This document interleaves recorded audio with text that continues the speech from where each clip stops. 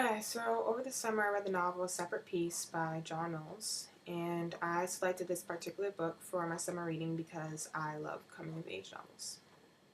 So basically, this book is about two boys, Gene and Phineas, who discover the dark side of adolescence throughout the early years of World War II. And you have Gene, lonely and unconfident, and then you have Phineas, who's handsome, good natured, and athletic. And basically, the differences between each individual cause Gene to envy his best friend Phineas. So, overtaken with jealousy, Gene bounces the limb of a sacred tree, thus metaphorically causing the destruction of Phineas. So, left with no answer behind Gene's motives, both Gene and Phineas search for the true meaning of the relationship, and most importantly, the main character Gene himself finds his own identity through the help of his friend Phineas. So at first, Gene starts off feeling impure. The fact that Phineas is confident with his own identity and comfortable with the people around him leaves him feeling disturbed. He even tells the reader on page 101 that I was used to finding something deadly in things that attracted me. There was always something deadly lurking in anything I wanted, anything I loved. And if it wasn't there, as for example with Phineas, then I put it there myself. So after this, he becomes a little paranoid, stating that his best friend Phineas broke the school swimming record just to show him up and impress him. However, at this point in the novel, we all know that this is false. Phineas only loves Gene. So this shows that Gene is most likely in fear of Phineas, having evil thoughts against him rather than him having evil thoughts against Phineas. So after forcing Phineas to follow the tree, Gene begins to lose himself to Phineas. He lets go of all of his opinions and accepts all of Phineas's. Because Gene loves Phineas as a person, he tries his hardest to mold himself into what Phineas wants him to be and the character that Phineas is. This can be shown when Gene agrees to let Phineas train him for the Olympics, a dream that Phineas always had set in mind even with the war going on. Next, Gene begins to gain self-confidence. While training for the Olympics, he states on page 121, Phineas seemed older that morning, smaller too, or perhaps I inside the same body had felt myself all at once grown bigger. From this quote, the reader is able to interpret Gene's growth.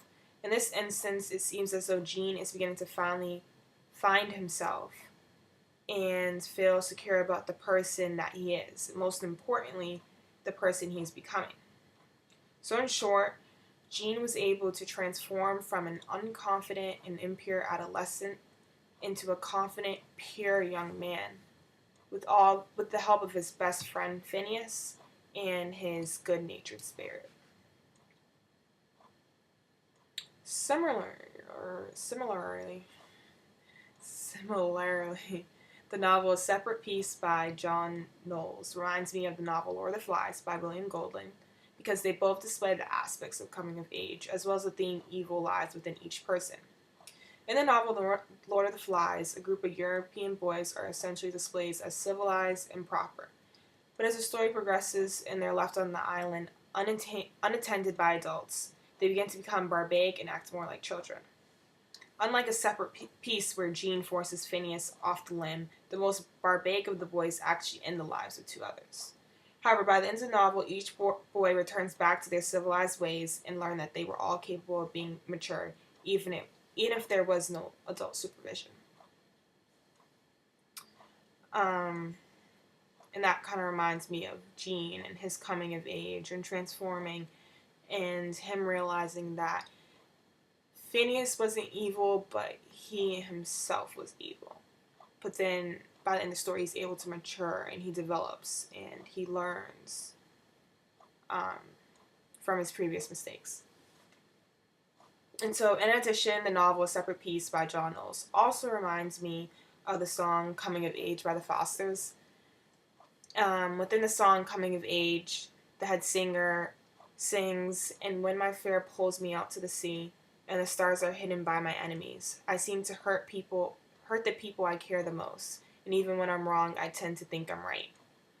And these lines make me reflect back to the main character Gene's transformation and how he is at first he at first feared his best friend Phineas, who he loved but also hated because of his pure-heartedness. So he ended his fears by injuring Phineas's leg, even though he knew it was an evil thing to do. Overall, I would not recommend this book to someone who likes to have a strong connection between the main character and you yourself.